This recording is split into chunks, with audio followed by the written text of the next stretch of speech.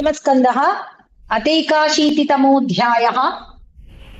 81st chapter from sloka 32. विलोक्य ब्राह्मणस्तत्र समृद्धि सर्वसम्पदा विलोक्य ब्राह्मणस्तत्र समृद्धि सर्वसम्पदा विलोक्य ब्राह्मणस्तत्र समृद्धि सर्वसम्पदा तर्कयामास निर्व्यग्रः स्वसमृद्धिं महैतुकीम् तर्कयामास निर्व्यग्रः स्वसमृद्धिं महैतुकीम् तर्कयामास निर्व्यग्रः स्वसमृद्धिं महैतुकीम् विलोक्य ब्राह्मणस्तत्र समृद्धि सर्वसम्पदा तर्कयामास निर्व्यग्रः स्वसमृद्धिं महैतुकीम् नूनं वदैतन्मम दुर्भगस्य नूनं वदैतन्मम दुर्भगस्य नूनं वदैतन्मम दुर्भगस्य शश्वद्दरिद्रस्य समृद्धिहेतुः शश्वद्दरिद्रस्य समृद्धिहेतुः शश्वद्दरिद्रस्य समृद्धिहेतुः महाविभूतेरवलोकतोऽन्यो महाविभूतेरवलोकतोऽन्यो महाविभूतेरवलोकतोऽन्यो नैवोपपद्येत यदुत्तमस्य नैवोपपद्येत यदुत्तमस्य नैवोपपद्येत यदुत्तमस्य नूनं वदैतन्मम दुर्भगस्य शश्वद्दरिद्रस्य समृद्धिहेतुः महाविभूतेरवलोकतोऽन्यो नैवोपपद्येत यदुत्तमस्य नन्वब्रुवाणो दिशते समक्षम् नन्दब्रुवाणो दिशते समक्षम् नन्दब्रुवाणो दिशते समक्षम् याचिष्टवे भूर्यपि भूरि भोजः याचिष्टवे भूर्यपि भूरि भोजः याचिष्टवे भूर्यपि भूरि भोजः पर्जन्यवर्तत् स्वयमीक्षमाणो पर्जन्यवर्तत् स्वयमीक्षमाणो पर्जन्यवर्तत् स्वयमीक्षमाणो दाशार्हकानां वृषभः सखा मे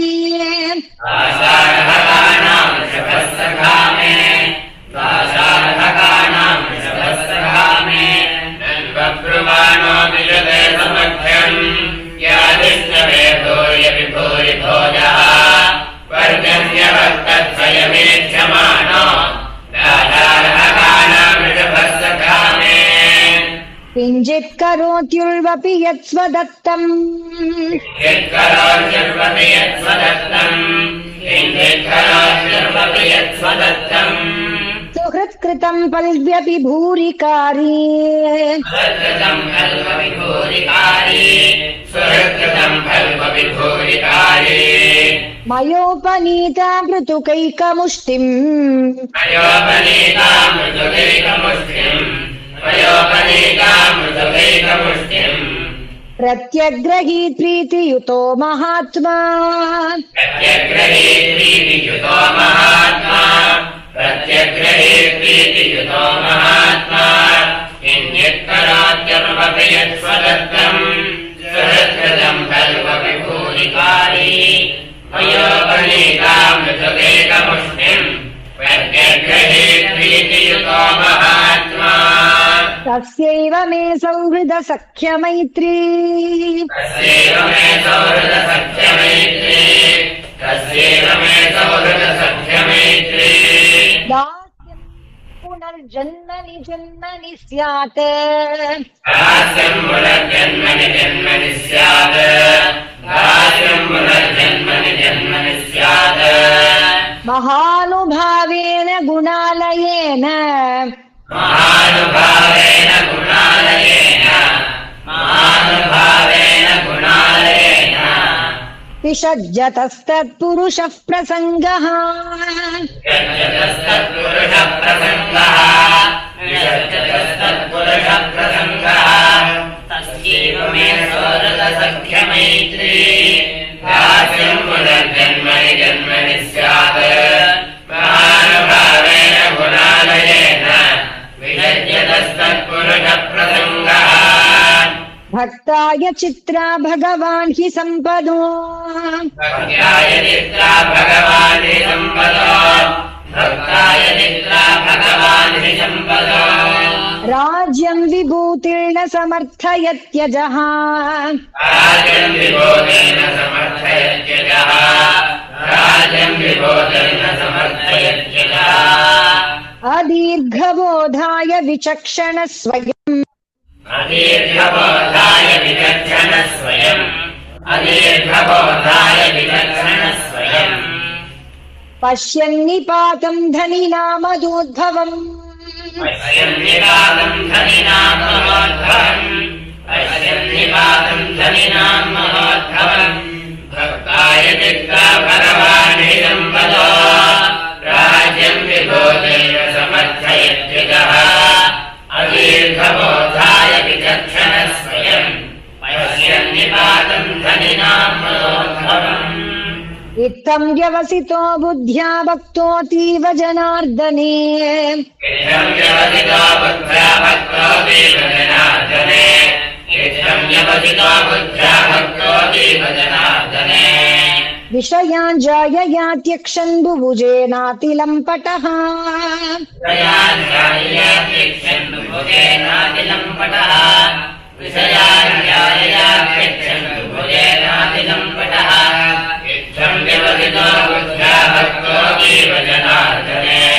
विषयान् जाययात्यक्षन् बुभुजेनातिलम्पटः तस्य वै देवदेवस्य हरेर्यज्ञपतेः प्रभोः तस्य वै देवदेवस्य हरेर्यज्ञपतेः प्रभोः तस्य वै देवदेवस्य हरेर्यज्ञपतेः प्रभोः ब्राह्मणाः प्रभवो दैवं न तेभ्यो विद्यते परम् ब्राह्मणा प्रभवो देवं न तेभ्यो विद्यते परम् ब्राह्मणा प्रभवो देवं न तेभ्यो विद्यते परम् तस्य वै देवदेवस्य हरेर्यज्ञपतेः प्रभोः ब्राह्मणा प्रभवो देवं न तेभ्यो विद्यते परम्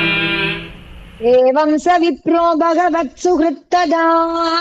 एवं स विप्रो भगवत्सुहृत्तदा एवं स विप्रो भगवत्सुहृत्तदा दृष्ट्वा स्वभृत्यैरजितं पराजितम् दृष्ट्वा स्वभृत्यैरजितं पराजितम् दृष्ट्वा स्वभृत्यैरजितं पराजितम् बन्धनः तद्ध्यानवेदोऽग्रतिकात्मबन्धनः तद्ध्यानवेदोऽग्रतिकात्मबन्धनः तद्धामलेभे चिरतः सतां गतिम् तद्धामलेभे चिरतः सतां गतिम् तद्धामलेभे चिरतः सतां गतिम् एवं स विप्रो भगवत्सुहृत्तदा दृष्ट्वा सुहृत्यैरजितं पराजितम् तद्ध्यानवेदोऽग्रथितात्मबन्धनः तद्धामलेभे चिरतः सतां गतिम् एतद्ब्रह्मण्यदेवस्य श्रुत्वा ब्रह्मण्यतां नरः एतद्ब्रह्मण्यदेवस्य श्रुत्वा ब्रह्मण्यतां नरः एतद्ब्रह्मण्यदेवस्य श्रुत्वा ब्रह्मण्यतां नरः लब्धभावो भगवती कर्मबन्धात् विमुच्यते लब्धभावो भगवति कर्मबन्धात् विमुच्यते लब्धभावो भगवति कर्मबन्धात् विमुच्यते एतद्ब्रह्मण्यदेवस्य श्रुत्वा ब्रह्मण्यतां नरः लब्धभावो भगवति कर्मबन्धात् विमुच्यते इति श्रीमद्भागवते महापुराणे पारमहंस्यां संहितायां दशमस्कन्धे श्रीमद्भागवते महापुराणे पारमहंस्यां संहितायां दशमस्कन्धे श्रीमद्भागवते महापुराणे पारमहंस्यां संहितायां दशमस्कन्धे